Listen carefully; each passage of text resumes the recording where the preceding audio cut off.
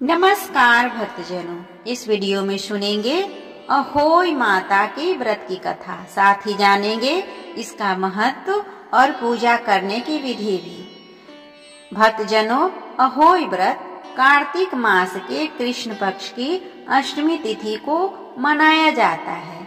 इसमें माताएं अपने संतान की लंबी आयु और उसकी मंगल कामना के लिए यह व्रत को रखती है। संतान प्राप्ति हेतु भी इस व्रत को रखा जाता है। इस साल 24 अक्टूबर को अहोई व्रत रखा जा रहा है। इस व्रत में अहोई माता की पूजा की जाती है। इस दिन महिलाएं अपनी संतान के लिए निर्जला व्रत रखती है। शाम को तारों की छांव में कथा सुनकर तारों को अर्घ्य देकर व्रत को खोलती है। कई जगह तारे निकलने के बाद अहोई माता की पूजा शुरू होती है। पूजन से पहले पूजा वाली जगह को साफ करके पूजा का चौक पूरकर एक लोटे में जल भरकर उसे कलश की तरह चौकी के एक कोने पर रखते हैं, फिर पूजा करते हैं। इसके बाद अहोई अष्टमी व्रत की कथा सुनी जाती है। कथा पढ़ने के बाद आखिर में प्रार्थना की जाती है और अपनी संतान की रक्षा के लिए मां से प्रार्थना किया जाता है। तो आइए अब अहोई माता के व्रत की कथा को सुनते हैं। आप लोगों से अनुरोध है, इस कथा को सुनने से पहले प्लीज आप वीडियो को लाइक और शेयर कर ले, साथ ही चैनल को भी सब्सक्राइब कर ले और बेल आइकन को भी दबा दे और कमेंट बॉक्स में जय अहोई माता लिखना ना भूले। तो आइए विघ्नहर्ता श्री गणेश का नाम लेकर इस कथा की श्री गणेश करते हैं। प्राचीन काल में एक साहूकार था।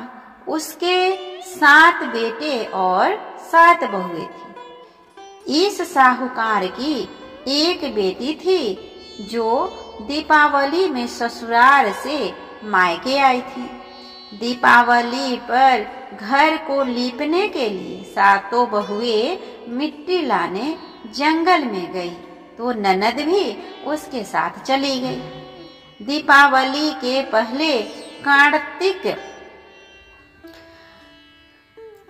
बंदी अष्टमी को 7 बहुएं अपनी इकलौती ननद के साथ जंगल में मिट्टी लेने गई। जहाँ से वे मिट्टी खोद रही थी वहीं पर एक स्याऊ और सेहे की मांद थी। मिट्टी खोदते समय ननद के हाथ से सेही का बच्चा मर गया। इससे क्रोध में आकर श्याम माता ने ननद से कहा कि अब मैं तेरी कोख बांधूंगी।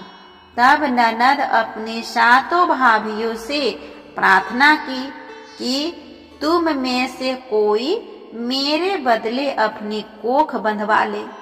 सभी भाभियों ने अपनी कोख बंधवाने से मान कर दिया, लेकिन छोटी भाभी सोचने लगी अगर मैं कोख न बंधाऊंगी तो सासू जी नाराज होंगी। ऐसा विचार कर ननद के बदले छोटी भाभी ने अपने को बांधा ली। उसके बाद जब उसे जो बच्चा होता वह 7 दिन बाद मर जाएगा। एक दिन साहूकार की स्त्री ने पंडित को बुलाकर पूछा कि क्या बात है कि मेरी बहू की संतान 7वें दिन ही मर जाते हैं।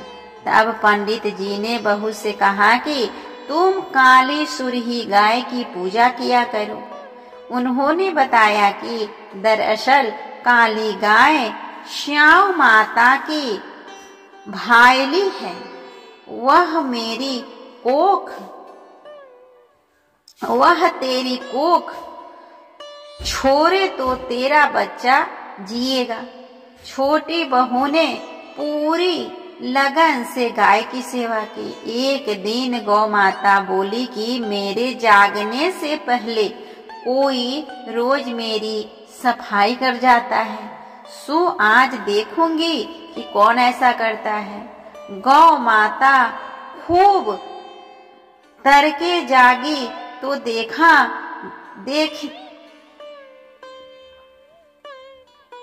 तो क्या देखती है कि साहूकार के बेटे की बहू उनके नीचे सफाई आदि कर रही है। इससे गौ माता बड़ी प्रसन्न हुई और बोली कि मैं तुमसे प्रसन्न हूँ, तुझे जो चाहिए वह वर मांग लो।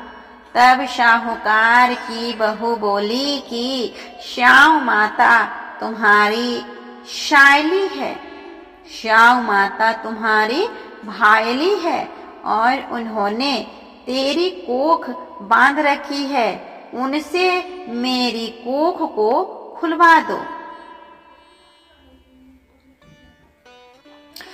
तो गौ माता ने कहा, अच्छा। तब गौ माता 7 समुंदर पार अपनी भायली के पास उसको लेकर चली। रास्ते में कड़ी धूप थी, इसीलिए दोनों एक पेड़ के नीचे बैठ गई। इतने में वहां एक सांप दिखाई दिया। उसी पेड़ पर गरुड़ पंखनी के बच्चे थे। सांप गरुड़ पंखनी के बच्चे को मारने लगा। तब साहूकार की बहू ने सांप को मारकर ढाल के नीचे दबा दिया और बच्चों को बचा लिया। थोड़ी देर में गरुड़ पंखनी आई तो वहां खून पड़ा देखकर साहूकार की बहू को चोंच मारने लगी। तब साहूकारनी बोली कि मैंने तेरे बच्चे को नहीं मारा, बल्कि मैंने तेरे बच्चे को नहीं मारा,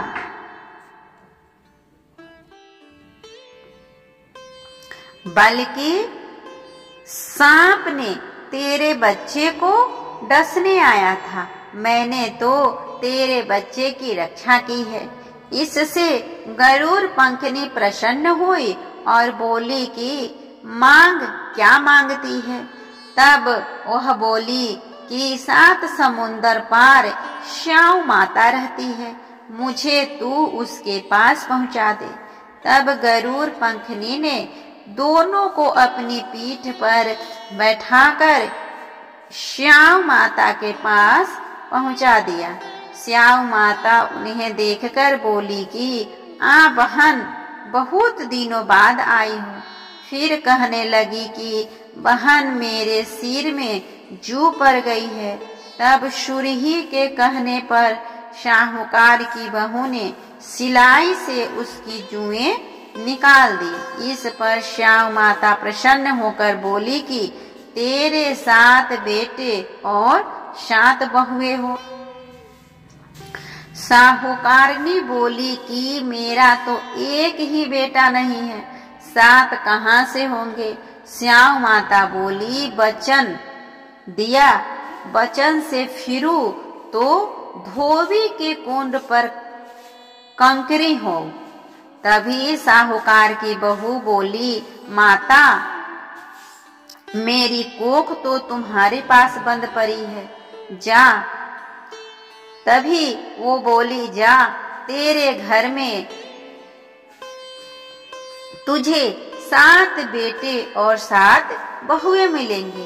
तू जाकर उजमान करना, 7 अहोई बनाकर 7 कड़ाई करना।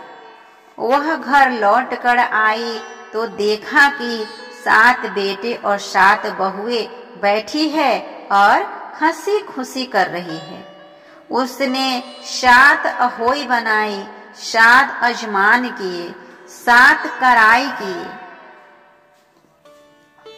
और तभी दिवाली के दिन जेठानियां आपस में कहने लगी कि जल्दी जल्दी पूजा कर लो, कहीं छोटी बहू बच्चों की याद करके रोने न लगे। काफी देर तक जब रोने की आवाज नहीं आई तो जेठानी ने बच्चों को भेजा। बच्चों ने देखा कि आपस आकर कहा कि चाची तो कुछ मांझ रही है, खूब उजमान हो रहा है उनके घर में। यह सुनते ही जेठानियां दौड़ी दौड़ी उनके घर गई और जाकर पूछने लगी कि तुमने कोख कैसे छुड़ाई। वह बोली, तुमने तो कोख बंधाई नहीं, मैंने बंधा ली। अब श्याम माता ने कृपा करके मेरी कोख खोल दी। इसी तरह श्याम माता ने जिस प्रकार उस साहूकार की बहू की कोख खोली, उसी प्रकार हमारी भी खोलिए, सबकी खोलिए, कहने वाले की तथा हुंकार भरने वाले तथा सभी परिवार की कोख खोलिए। इस तरह हमने सुना अहोई अष्टमी की व्रत की कथा। उम्मीद करती हूँ आप सभी को यह व्रत कथा अच्छा लग रहा होगा। अगर आपका किसी भी तरह का कोई सजेशन है